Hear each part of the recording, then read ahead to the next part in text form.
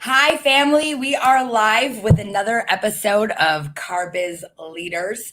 I have a great guest for you today. I think we are all going to take our game to the next level, laugh along the way, and have a great time with Ron Garverick. Ron is the host of a podcast called Automotive Architect.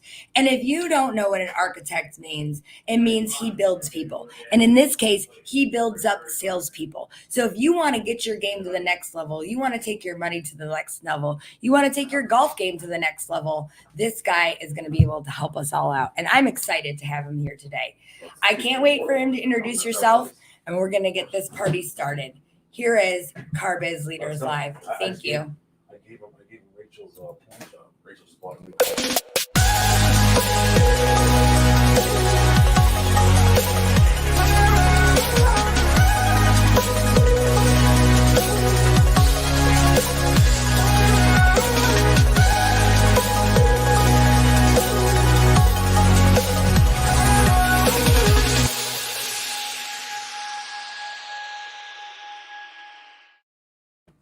Thank you guys for joining us today. And now to introduce Ron Garverick.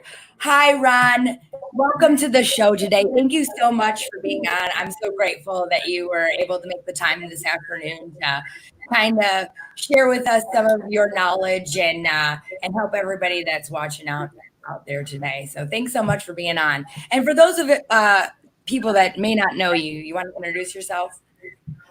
Well, my name is Ron Garverick. I live up here in Amarillo, Texas, actually Dumas, Texas, an hour from Amarillo. If you guys are a George Strait fan, Amarillo by morning. But, I got in the car business about 10 years ago. I was working in newspaper, selling newspaper advertising, and at night I was an assistant for a funeral home, picking up dead bodies, getting $100 a pop for picking them up, and then $100 a pop for dressing them. And then gradually I got into the car business and actually went to the car dealership, asked them if they wanted to run a newspaper advertisement. And they looked at me and said, "Hey, how much are you making at the newspaper right now?" I said, "I make about $1,500 a month." Mm-hmm. And they said, "Well, if I can double that income, would you mind selling cars?" I was like, "Whoa, wait a minute. No, you guys are liars, cheaters, manipulators, crooks, womanizers, drug addicts. I want nothing to do with that, especially with the internet coming in. I don't want my dad, my dad passed away in 1999. I don't want his last name to be tarnished over being a bad car salesman." And he said, "What if I can promise you that you can do this being honest and making lots of money?" Mm-hmm. So I thought about it for a day or two, and I took him up on the challenge. And ever since then, I've been making money. I will tell you this. Sometimes used car salespeople get the worst rap. And I think it's because the movies glamorize like the bad. It's not anything like that. And in fact, the more honest you are, the more success you even have. Like the more transparent you can be, the better opportunities there are. That's for sure. And there is some out there. There's those old car dogs that were working in the 80s and the 90s. They were shady, but I started watching. I was learning a lot from them, and I wasn't learning the good qualities. I was learning their bad qualities, so I can know that was not what I wanted to do as a car salesman. And it just grew and grew and grew. The first day I was working, I sold 2 cars and I didn't know what I was doing. I know. The car business right now kind of went through like a screeching halt, and then it went boom on fire. How has that been affecting your day-to-day basis? I mean, have you been experiencing that kick where people are having record months and going ballistic? I'm glad you asked, because the dealership that we're at right now, this whole COVID-19 crisis, it really didn't affect us. We never paid attention to the negativity that was coming in the world. We were thinking about the positivity. And by that, we had our doors open. Yeah, we had the precautions. We had the hand sanitizer, the wipes, and the masks to provide for our customers. But deep down, our customers were still wanting to buy cars. Last month, we broke records in new cars, used cars. CPO, the BDC department was killing it, setting records for appointments. The finance department was breaking records on products sold and gross profit. We just didn't have the mindset that, oh gosh, this is going to kill us. Our business, we're going to go out of business. No, we just kept putting our best foot forward and kept continuing taking care of our customers and thinking something bigger than ourselves. I absolutely believe that 100%. Every single day, I believe that there's a God out there. And if you count your blessings, then good things are going to happen to you. And I was scared when COVID-19 went down. I freaked out. I got scared. I didn't know what was going to happen. But when you have a business, you don't have a choice. This is my livelihood. This is my baby. And I get up and I go to work and I show up and I do it, period. And I just know that there's a higher power out there looking out for all of us, and counting your blessings, I think, is so important to stay positive as well, to be grateful and everything like that. What are some of the things you do to kind of make sure that negativity doesn't stay around in between your two ears? You know what I mean? Well, before I got in the car business and newspaper business, I used to do stand-up comedy. And so comedy, it always brought the best out of me. I've been through a divorce. I was going through a divorce while I was in the Army, and I was stationed by myself, raising a 2-year-old daughter by myself. So I had all these things in my head that was negative. And what helped me was I would sit down in front of my computer and I would write parodies. I would write comedy skits and stuff like that. So whatever was bothering me at that time, which was my ex-wife, I would write parodies about her. And then I would start working on my craft on doing voices. And, Bill Clinton was just getting out when I started learning how to do voices. So I would do parodies like instead of Mambo Number 5 by Lou Bega, I was doing Bimbo Number 5 by Bill Clinton. That's awesome. And so it was like 1, 2, 3, 4, 5. In just about a week, I could ditch my wife. I got a funky crib in Jabanka. She said I could stay there, but I really don't wanna, And then my daughter was really hooked on Barney. And they say repetition, you start catching on everything. So Barney was always playing. I hate Barney with purple passion. So I would do Barney. We've all had to watch it obsessively. If you have kids, you've watched Barney and may have liked it. So the funny thing is, I had a TV in front of me when I would play my video games, and I had a TV and a couch behind me, and my daughter would be watching Barney. And so while I'm playing my video games, let's say I'm playing Madden football, I would do play-by-play with my characters because I don't want to have the volume up while she's watching Barney. So I would say, Brett Favre under center, he takes the step, he throws it to the running back. The running back's, So I got her. So I got her laughing while I'm playing my video games. So it just I brought comedy into my life to let me get through all the negativity and all the drama, and then I kind of graduated from that era, and then I put all my negativity into thinking, you know what? There's guys out there that are negative. There's guys out there that are depressed. I want to help them. And people have addictions. They have drug addictions. Especially in this business. It takes a lot of energy. You know what I mean? I'm teaching these guys to have an addiction of making money. And so I coach them and I train them and I consult them and I bring their level up and tell them, hey, you don't have to be worried about paying your bills. You don't have to worry about not making money, because if you listen to me, I will guide you down the road that I went down to. Not the paved road, but the rough road, the gravel road. I will teach you everything that you need to know about making more money. Let's give a shout out to some people really quick that have joined us. I'd like to give a shout out to Bill Have. What's up, Bill? Let's give a shout out to he has to have it.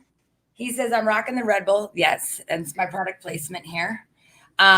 We got Joel on the line. Joel Leamer in the house. I love that picture of your dog, Joel, and your baby. Randy Hayes is in the house. Hi, Randy. Max Clem. We've got Jeremy Zemek. And Joel says, preach it, bro. So let me just tell you that you have a quote that's one of my favorite quotes. And I'm sorry if I offend anybody. This is Facebook after all. But you said that the best revenge or the biggest middle finger you can give to somebody is your success. I freaking love that. What are some of the other things that kind of help you like stay focused on the goal and keep you going forward no matter what? Sometimes it's revenge, sometimes it's the money, sometimes it's freedom. What keeps and maybe it's your daughter too. You know what I'm saying? I know that I freaking get up every day and bust my ass for my kid. You know, that's what I do this for sometimes, you know. So what really keeps what's pushing you through all this? What pushed me forward was when I was a child, I had an older brother that was 14 years older than me, and I had cousins that were like 16 years older than me. So basically, I was the little brat that nobody wanted to be around. I was annoying, I was obnoxious, so they would push me away or pick on me. I remember one time, just as a gag, they handcuffed me to a bumper of the truck, and they would light firecrackers and throw them at me. And you think in your mind, oh my God, you know, that's so dramatic, but it helped me because I was a quiet, shy kid, and I grew up to be, you know what? They don't think I'm ever going to amount to anything. I've always, they told me, you're never going to amount to anything. You're never going to do anything great.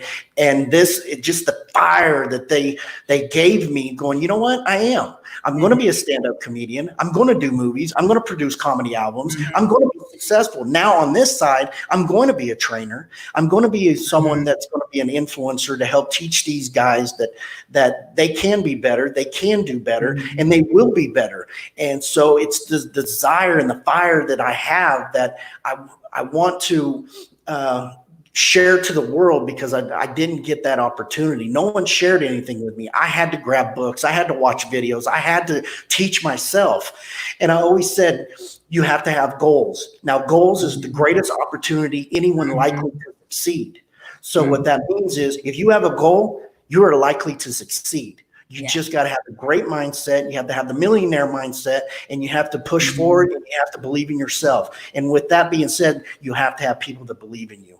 And you always surround yourself with people that are successful. And that's what I'm trying to do. I freaking love that. First of all, let's talk about a few of your goals too. I'm interested in that. I write down my goals every single day, twice, sometimes gratitude when I'm really freaking having a bad day. But when it all comes down to whatever you do in your life, if you're good at sales, you're going to be respectful. You're going to be successful. And not only that, but if you also can sell, then you can go anywhere you want and have that freedom. So one of the goals that I write down, speaking of that millionaire mindset, and I'm anxious to hear one of yours, but one of my personal goals is I want to buy a wardrobe sitting front row at New York Fashion Week. And I write that every single day. What are some of like the big hairy goals that you write down every day to just kind of keep yourself focused? Have a positive mindset. Help one person an hour that will be successful. They believe in you. You can help them. That's all that matters. You know, people are like, do you want a $1 million house? Do you want a Lamborghini? Do you want a yacht? No, I want to be one step closer to financial freedom. I want to be able, I'm 42 right now. I want to be, as soon as my youngest graduates high school, I want to be able to not work 12, 14 hours a day, 7 days a week. I want to be able to have that financial freedom. So I don't have to work as hard as I did, because if I would have done this 20 years ago, I probably would have retired today. Well, let me just tell you this. I don't think that's the truth at all, because I think that some people are born to, like, I live my passion, right? I love what I do for a living. Like, I get up every morning at 7:30 and I roll into the office about 8:15, and I'm good to go till like 8 o'clock at night. Like, this is my passion. I love what I'm doing. It doesn't feel like work half the time.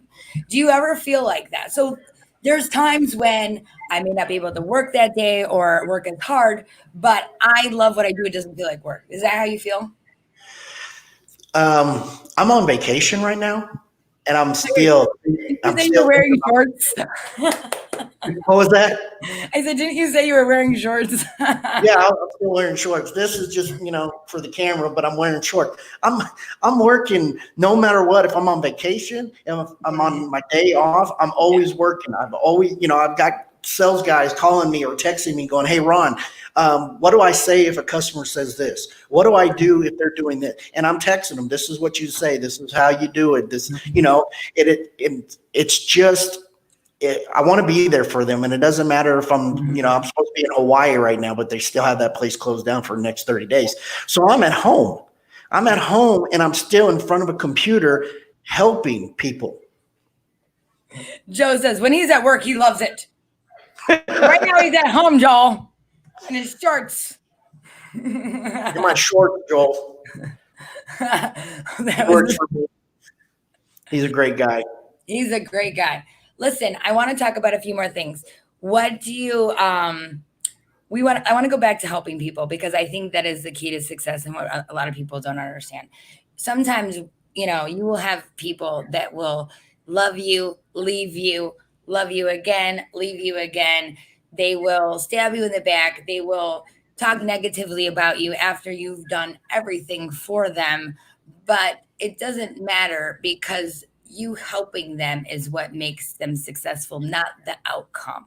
I want you to talk to a situation like that. Have you ever had that before, where you've tried to help somebody and it just, for whatever reason, it didn't work out?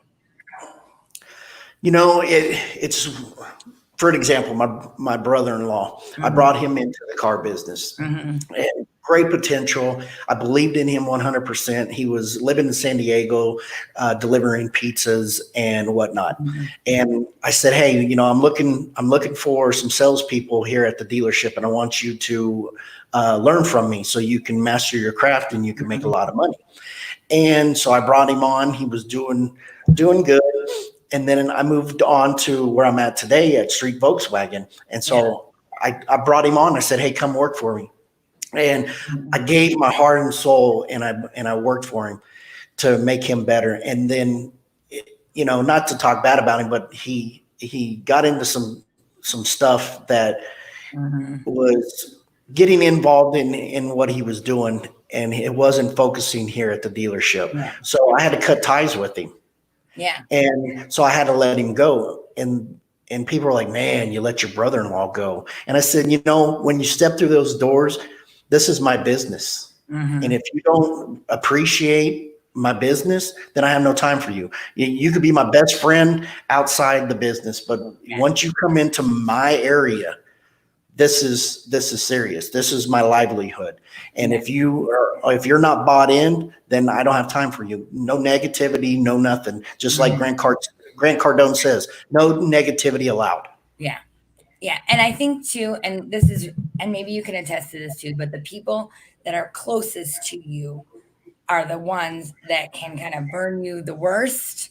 And that's kind of where, and I've always had a hard time with setting those boundaries of how I'm one of those people who come into my world, know everything about me. And I think as I become older, as I become wiser, I start taking a step back a little bit and not letting people so close to me. And I think that it's a lonely world. It's not always fun, but that's sometimes it's lonely at the freaking top is all you can say sometimes to that one. Not everybody is your friend. We're here to work. We're here to live a legacy.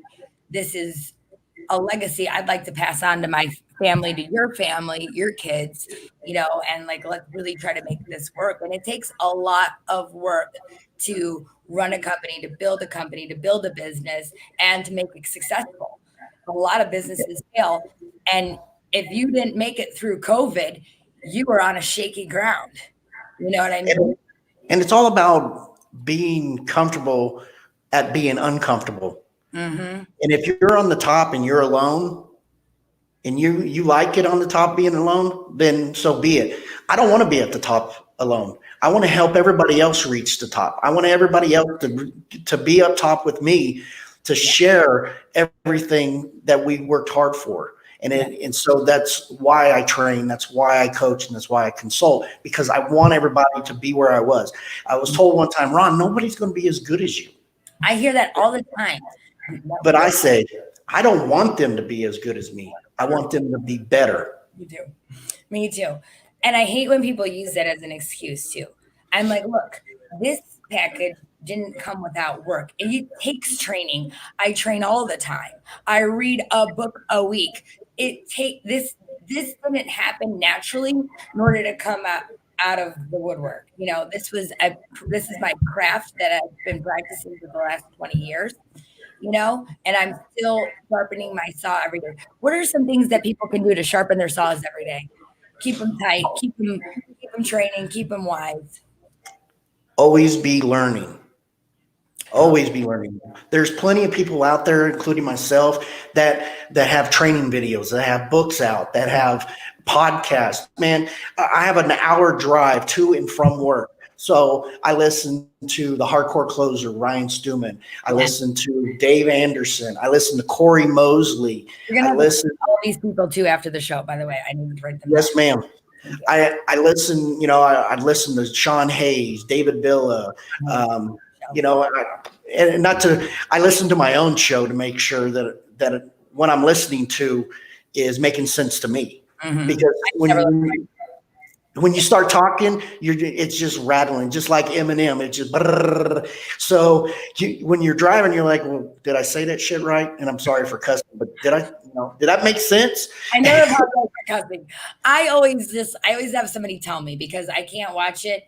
And when you talked about like stretching outside of your comfort zone, I think this is one of my biggest stretches outside of my comfort zone. It took me 3 years writing this broadcast down on paper. 3 years I wrote it down before it became into fruition. You know what I mean? I was scared. I didn't know what to talk about. I didn't know what to say.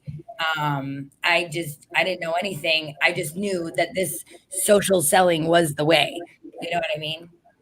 And I used to be in radio, so I acted in movies, in low budget movies, and I've been on stage acting and whatnot. So the camera doesn't bother me. Being in front of a mic doesn't bother me. And so, but I didn't really do anything with it in the automotive industry until I felt it was time. Yeah. And I went to Philadelphia and spoke at the Internet Sales 20 group with Sean Hayes, or not Sean Hayes, but Sean B. Bradley. And I met a man there, and you've interviewed him, Sean Hayes. Yeah. And the sunglasses, the selfie stick, 7 a.m. at Central Time, and he was doing videos in Philadelphia. Yeah. And I'm like, if that guy thinks the time is right to get on video and start preaching and start helping, then by God, Ron, turn on the camera and start doing it yourself. Right. And I started learning video from Mike Davenport. I'm sure you heard of him, the little Chevy dude. And he's been to our store. Yeah. Yeah. He's a great guy and somebody who makes the funnest videos too. And he's really gotten good. And just also a big fan of Grant Cardone, and that's how we kind of met together. But him and his wife are great. I've shipped their cars before. He's just an overall like good person and willing to share all of his video knowledge too with you too. That's the first person I ever saw doing this gig, and and then have just kind of got inspired, but it takes what it takes. People think that they need the camera. People think that they need to spend all this money to make something happen. Tell us how you can kind of break those barriers of being successful without spending a lot of money, or what they can do to just kind of, get started on anything really without like spending a lot of money. It takes energy, obviously, but help us out in that direction, please. One thing that I've used when I started doing my video is if you have an iPhone, it's called iMovie. Yeah. And that's what I mostly do my videos on while I'm here, is I just pull the phone up and I start doing my video, and then you tag in your logos and you put in your other special effects, other pictures, stuff like that. I started using it on my cell phone. Yeah. And a young gentleman up in Seattle, Andrew Myers, came to our store to show our salesmen, hey, you can do videos from your phone. You don't need to spend hundreds of dollars, thousands of dollars for camera crew and lighting and stuff like that. You can do it on your cell phone. And that's how I started. And then gradually I got a tripod, I got a camera, I got all this lighting. And you don't have to spend a lot of money to put out good content. Yeah, I think Grant Cardone said it best. He's like, it doesn't matter what the first couple look like. Just freaking put as many out there. You will get better. The more you do something, the better you get, which is why I golf 3 times a week, by the way. I'm still not a pro. I suck, by the way. But I can now shoot double bogey golf, which is better than snowmen's and nines, I will say. And I have a great time being in nature. What are some of the things that help you kind of stay on your game besides comedy? Do you exercise in the morning? Do you lift weights? Do you have a Peloton that like keeps you in shape? What do you do to stay in shape? Because you look great. I read a book. Yeah, keep that mind sharp. I pick up a book. I drink a cup of coffee. I master my mind. I get it all ready and then, like I said, I have that hour drive.